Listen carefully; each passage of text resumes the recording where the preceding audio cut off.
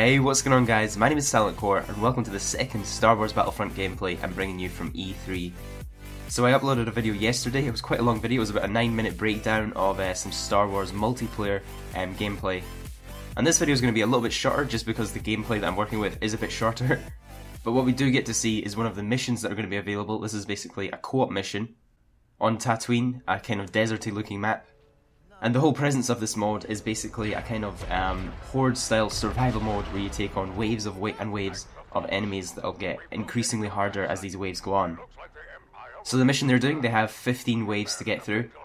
And once they get into the gameplay, you'll see some pretty useful stuff on screen, such as what wave you're in, how many enemies are left, and also an indication of hearts, which I assume is going to be your sort of lives in this game, so you can possibly die a few times and still continue on. Now I did notice that throughout this gameplay the hearts did change, meaning that I do think that you can either pick up these hearts as, I don't know, some type of battle pickup, or maybe once you reach wave thresholds, maybe you get rewarded with extra lives.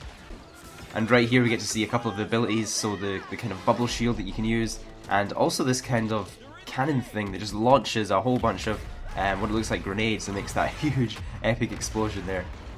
And I believe this is also the first time ever we've seen a melee attack in Star Wars Battlefront. As you can see, you kind of use his elbow to bash him in the face.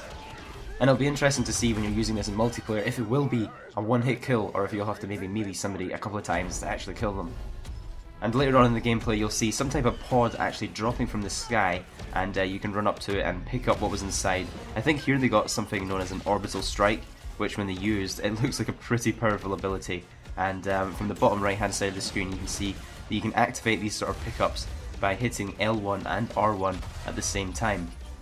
Something else I noticed, that this gun doesn't actually have any ammunition, but when you're firing it, it does have a sort of indication of an overheat meter, so if you hold down the trigger for too long, that will build up and become red. And I really want to highlight something right here.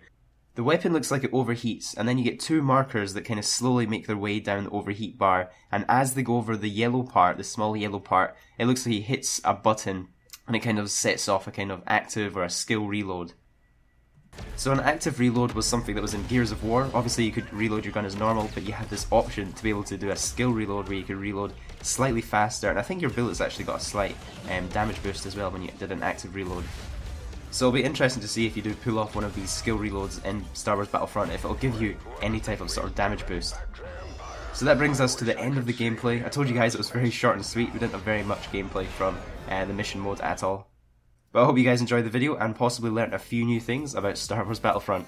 I'm also super excited to announce that I'm going to be getting some hands-on time with Star Wars Battlefront today, so we'll be able to play some multiplayer, sit down with this game and have some fun, check it out, feel what it's like to actually play it and not just watch these kind of breakdown videos. So I'll definitely make another video after I've played it and let you guys know my thoughts on the game and my sort of first impressions. So be sure to subscribe if you haven't already, and I'll catch you guys in the next one.